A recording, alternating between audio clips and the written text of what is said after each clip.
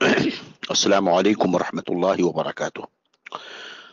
علی جناب شیخ عارف رضا قادری، السلام علیکم ورحمۃ اللہ وبرکاتہ۔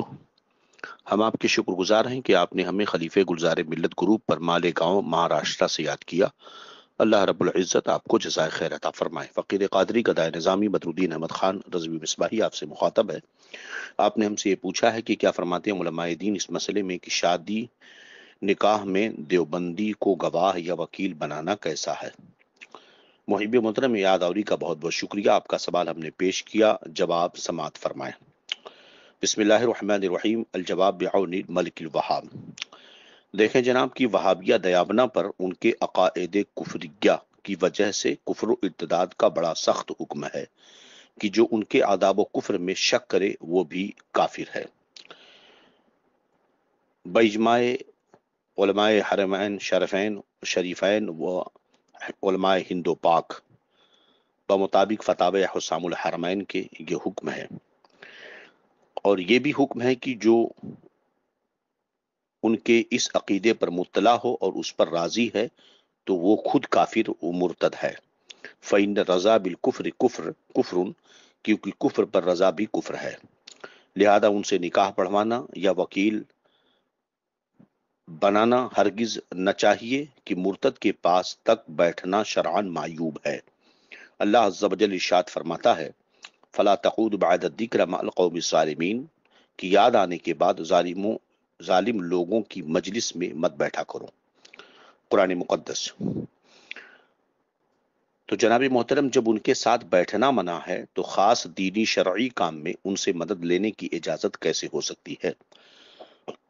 حضور نبی اکرم صلی اللہ علیہ وسلم نے فرمایا انا لا نستعین بمشرک، ترجمہ رسول اللہ صلی اللہ علیہ وسلم نے فرمایا ہم مشرک سے مدد لینا ناپسند کرتے ہیں۔ اس کو صحیح سند کے ساتھ حضرت ام المومنین عائشہ صدیقہ رضی اللہ عنہا سے امام احمد نے، امام ابو داود نے اور ابن ماجہ نے روایت کیا۔ حوالہ سنن ابو داود کتاب الجہاد جلد 2 صفحہ نمبر 19۔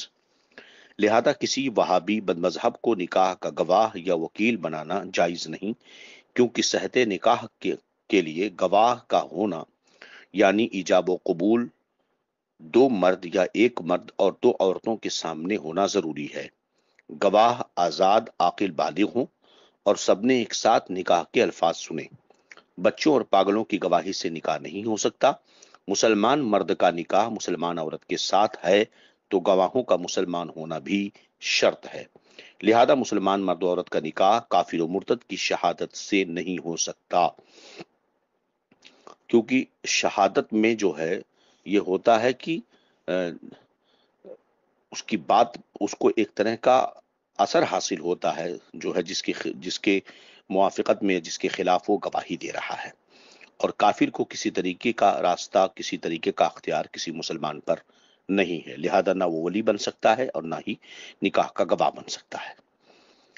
اور صحت وکالت کے لیے جہاں تک آپ نے کہا وکیل بنانا، تو صحت وکالت کے لیے اگرچہ اسلام کا پائے جانا شرط نہیں ہے، جیسا کہ فتاوی ہندیہ میں ہے تجوز وکالت المرتدی، فتاوی ہندیہ کتاب الوکالہ الباب الاول، مگر مرتد کا حکم بڑا سخت ہے کہ مرتدین سے کسی طرح کا رسم و راہ کی اجازت نہیں ہے، لہذا ان کو نکاح کا گواہ یا وکیل بنانا ممنوع اور ناجائز ہے۔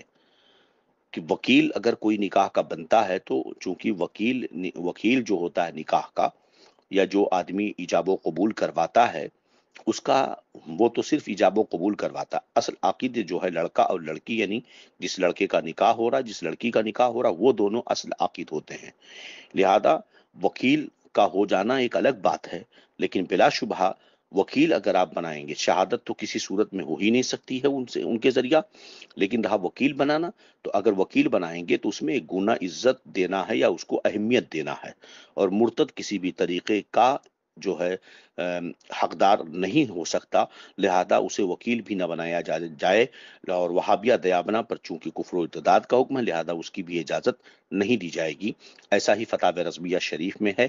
ھذا ما عندی واللہ اعلم بالصواب۔ السلام علیکم ورحمۃ اللہ تعالی وبرکاتہ۔